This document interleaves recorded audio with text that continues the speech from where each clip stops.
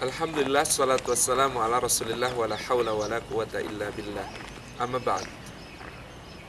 Allah subhanahu wa ta'ala menjadikan iman di dalam dada kita memiliki ekspresi-ekspresi di dalam keseharian dalam rupa sabar dan syukur.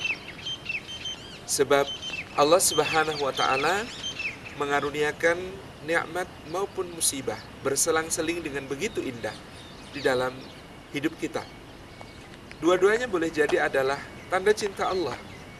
Ketika Allah mengaruniakan nikmat kepada hambanya, Dia hendak memberikan kesempatan kepada hambanya untuk bersyukur. Sebagaimana ketika Dia mengaruniakan musibah, Dia hendak memberikan kesempatan untuk bersabar dan juga sekaligus untuk menggugurkan dosanya, meninggikan derajat di sisinya, dan memuliakannya untuk mendapatkan pelajaran-pelajaran, ibrah-ibrah terbaik.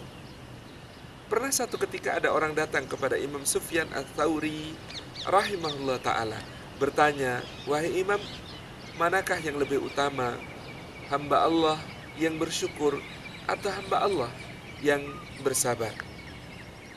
Lalu Imam Sufyan Ats-Tsauri bertanya, "Apakah engkau tidak membaca surah Shad?"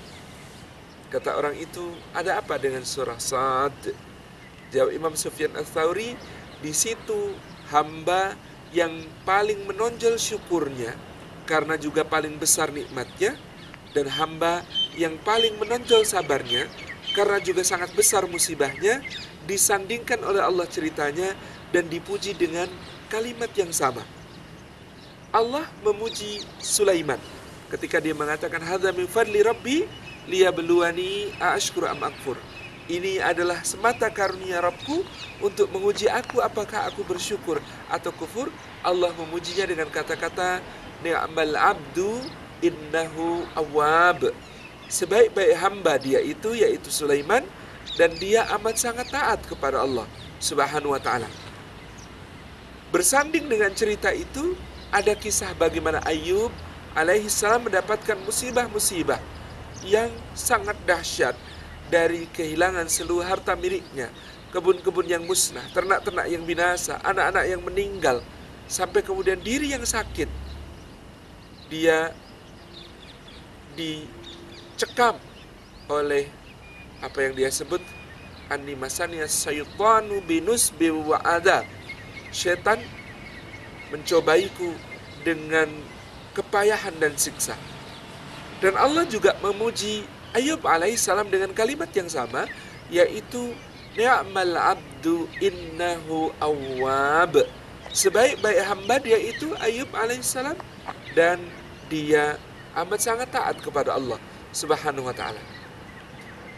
Jadi apapun keadaan kita menjadi mungkin untuk menjadi hamba yang sebaik-baiknya di sisi Allah subhanahu wa ta'ala. Dalam rentangan antara orang yang mendapat nikmat begitu besar seperti Sulaiman, sampai seorang yang mendapatkan musibah begitu besar seperti Ayub, kita hidup. Dan di situ peluang-peluang untuk menjadi hamba Allah yang sebaik-baiknya dan sangat taat kepadanya dimungkinkan sebab kita punya iman yang berwujud dalam sabar dan syukur. Itulah keajaiban seorang mukmin dan urusan seorang mukmin. Ajaban di amril mukmin, kata Nabi sallallahu alaihi wasallam, menakjubkan urusan orang beriman, kana kullu amrihi khair. Itulah dia yang urusannya senantiasa berupa kebaikan. Tapi kadang-kadang kita perlu membalik sudut pandangnya. Sabar itu rasa syukur kita menghadapi nikmat yang berbentuk musibah, dan syukur itu rasa sabar kita menghadapi musibah yang berbentuk nikmat. Karena di dalam nikmat terkandung ujian-ujian yang tidak kalah beratnya dibanding musibah. Dengan nikmat-nikmat yang melenakan, melalaikan, betapa lebih berbahaya. Sedemikian pula di dalam musibah, sering ada nikmat-nikmat bagi iman kita. Ingat kepada Allah yang lebih kokoh, ibadah-ibadah yang terasa lebih khusyuk. Semuanya adalah nikmatnya Allah. Maka sabar dan syukur ada tempatnya masing-masing. Tapi kadang-kadang kemudian kita perlu merenungkan yang sebaliknya. Betapa orang kaya perlu bersabar dengan kekayaannya agar tidak jatuh ke dalam kemaksiatan. Betapa orang miskin perlu bersyukur dengan kemiskinannya, karena dengan itu dia lebih mesra kepada Allah Subhanahu wa taala. Dan begitu seterusnya, berbolak-balik sikap itu, sebab dia hakikatnya satu, takwa kita, iman kita kepada Allah Subhanahu wa taala. Mari tidak henti di dalam hidup ini untuk bersabar dan bersyukur di setiap keadaan. Syukur atas nikmat yang disertai kewaspadaan, sabar atas musibah yang disertai dengan sebuah muhasabah bahwa nikmat Allah jauh lebih besar dari keluhan kita.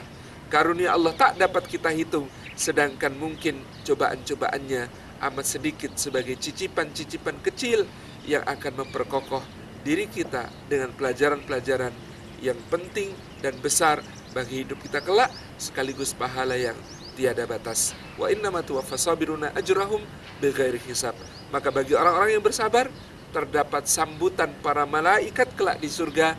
Salamun alaikum bima sabartum. Salam sejahtera bagi kalian disebabkan kalian telah bersabar selama hidup di dunia. Wallahul muwaffiq ila aqwamit thariq. Wassalamualaikum warahmatullahi wabarakatuh.